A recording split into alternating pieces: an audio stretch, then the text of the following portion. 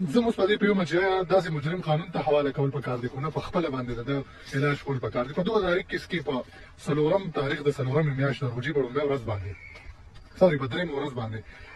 زه په سوات کې وم او هلته کې یو کس د قرآن مجید بې حرمتي کوله، قسم ګیر کو قرآن مجید د افغان ضعیفونه داسې هوا کې شیندلې، قسم ګیر کو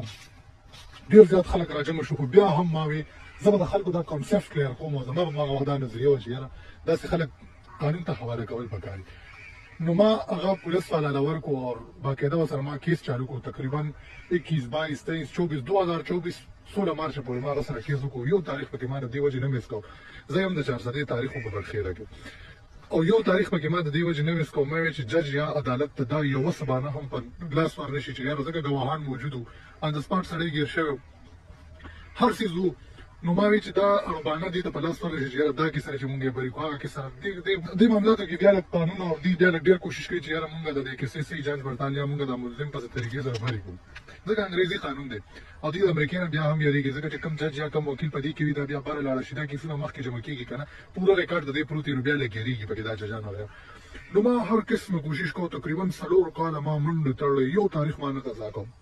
او ما وی چې زه به د خلکو دا کانسپټ او په خلکو په قانون باندې یو یقین جوړوم چې یاره دته به زه سزا ورکوم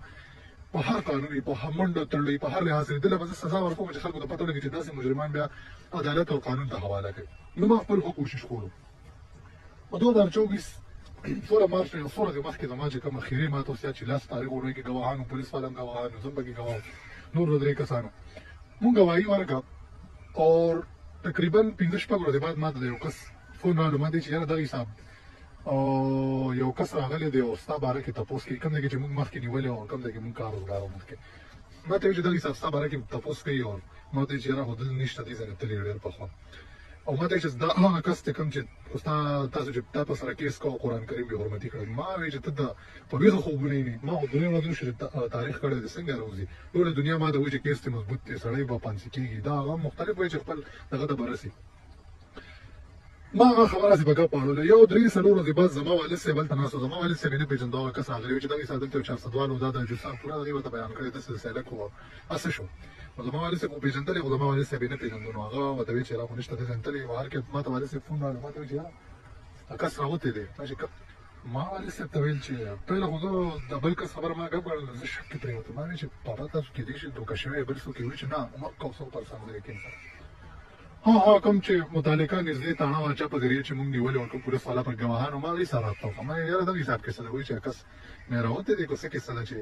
څوک راغلي دی او دغه حساب زما باره کې تپوسونه کوي ما ته چا یاره بدقسمتۍ نه دا زموږ انګریزي قانون دی او 4 کاله کې دې وله بانه کته 4 کاله بعد عدالت ته دا بانه په لاس ورله چې یاره دې نشه کې نو هغې بري کړو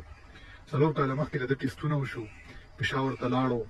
مکمل دې کلیر شو چې نه دا بیمار دی نه دی نشې حالت کوي سم نه 4 کاله بعد وایي چې لکه دې منټلي ټیک ټاک 4 کاله بعد عدالت ته رایاد شو چې یاره نشې ډېرې دي او دې به په نشه کې نو دې وجې نه یې باري کړو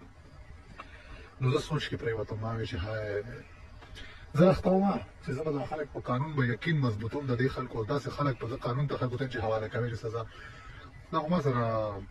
الټه ګیم وشو نو خبره مې دا مطلب دی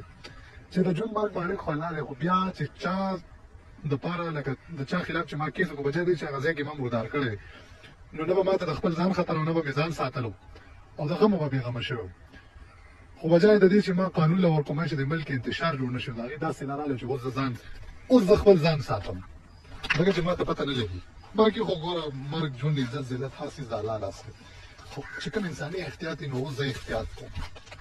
نو زه تاسو ته وایم چې دا کوم کسان وایي چې یاره قانون ته حواله شوي وي که نه ټول دا انګریزي قانون دی چې تر کومې دی کې څه الله دې هدایت وکړي زموږ د پارلمنټ کې چې کوم ناست خلک دي دوی څه دي کړی که نه تر هغې پورې بس چې کله د پته ولګېده